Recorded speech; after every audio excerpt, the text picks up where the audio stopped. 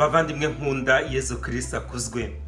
Twageze ku cyumweru cya 22 mu byumweru bisanzwe by'umwaka wa liturujia, umwaka C. Nkuko bisanzwe rero dukomeje gususurutswa n'ijambo ry'Imana ritubwira ibijyanye n'ubuzima bwacu, kandi natwe tugakora ibishoboka byose kugira ngo ijambo dusoma, ijambo duhabwa buri cyumweru cyane cyane turihuze n'ubuzima bwacu, hanyuma nyine ubwo buzima muri Kristo bwongere bugire icyanga, uburyohe buturuka nyine kuri Yezu Kristo no mu ijambo rye. Ariko rero mbere yo kugira icyo mvuga ku ivanjiri yo kuri iki cyumweru, reka mbanze ngire icyo mbabwira. Murabona, ntabwo ubuzima bwo kwihimana, ubuzima bwo kubana na Yezu Kristo, ubuzima bwa Gikristo ntabwo ari ubuzima bugizwe n'ibintu umuntu yigomwa gusa, ibintu umuntu ashobora guhara runaka, oya. Ahubwo twebwe duhara ibintu runaka, twigomwa ibintu runaka muri Kristo, tubigiriye Kristo kugira ngo tubashe kugira bwa bwigenge busesuye bwo kuba aba Kristo neza no kubasha gukora nyine iby'ijambo ry'Imana ridusaba, imirimo Yezu Kristo adushinga kugira ngo duteze imbere umuryango we ariwo Kiliziya. Kandi turabizi ko batisimu yagiye ikatugira nyine umwe mu bagize umuryango w'Imana.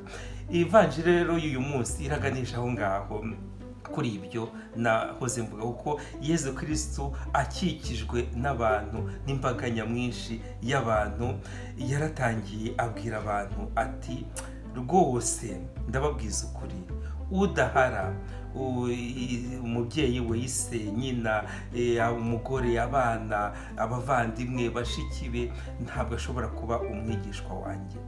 Udahari ibyo byose ntiyaba umwigishwa wanjye. Yezu arashaka kutubwira iki? Nyabuna, ntugende ujye mu kivunge hanyuma ngo wibagirwe ko Yezu Kristo akuze wowe ubwawe personnellement. Yezu Kristo arakuze. Kenshi rero usanga twitwikiriye ikivunge, twihishe mu kivunge, ugasanga turibagirwa kwitekerezaho, gutekereza ku buzima bwacu bwa buri munsi. Yezu arashaka kukubwira ati, sohoka mu kivunge kuko ndakuzi wowe ubwawe kandi nkuzi ku giti cyawe. We rero ntushake kugenda ngo wihishe mu kivunge, oya. Ahubwo ibyo birebana n'urukundo rw'imiryango ushobora kubyigomwa ubigiriye Yezu Kristo, kuko muri Kristo uzabona undi muryango mugari, umuryango mwiza, umuryango wagutse, kandi umuryango wahinduwe ufite kamere ya Kristo ubwe. Icya kabiri rero Yezu Kristo atubwira ngo twigomwe kugira ngo tubashe kuba abe koko ibintu byo kuri iyi si. Kenshi na kenshi nimba umutima wacu wuzuye ibyo bintu, biragoye gukorera Imana, biragoye gukurikira urugendo nyine rutuganisha kuri Kristo no muri Kristo. Ibintu rero tubyigomwe, tubihare, kuko tuzi neza yuko muri Kristo ibyo dushobora kuronka nibyo byinshi kurushaho, kandi nibyo byuzuye. Ntituvuge ngo yego abakurikira Kristo ni abakene, ariko nta muntu ukurikira Kristo ushobora gucocera, ntibishoboka.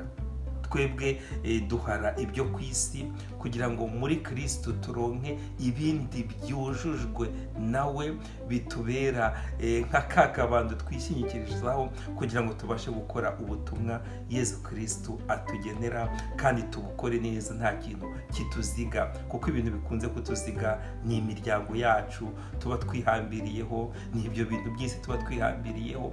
Ariko Yezu Kristo arakubwira uyu munsi ngo hara byose kugira ngo ugire ubwigenge bwo kubana nanjye.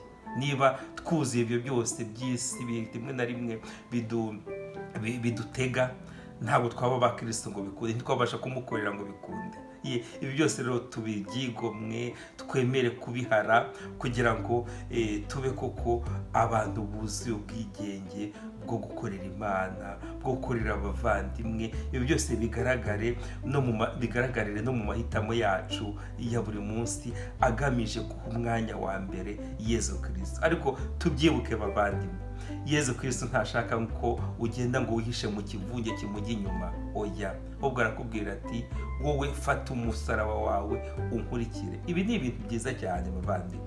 Murabona Yezu Kristo turamukurikira, we aturi imbere, ntidushake kumudepasa, oya, tumukurikire kuko we azi neza uko duteye, azi ahantu dufite intege nke.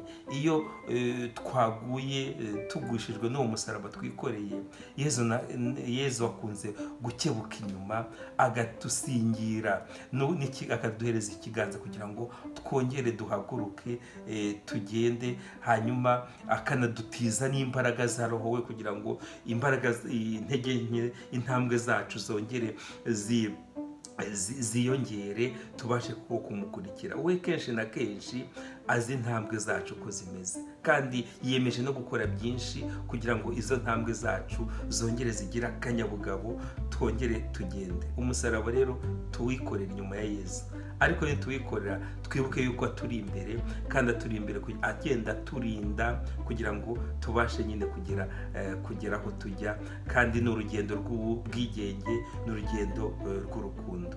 Maze rero bavandimwe, uko bisanzwe mugende murebe ivanjiri uyu munsi nuko yanditswe na Luka ku mutwe wa 14 kuva ku murongo wa 25 kugeza ku wa 33. Ushobora byose rero nabaho umugisha kandi abarinde Imana Data na Mwana na Roho Mutagatifu. Amen. Twigomwe ibyo ku isi kugira ngo tubashe kugira ubwigenge bwuzuye bwo gukorera Imana no kuba abayo igihe cyose.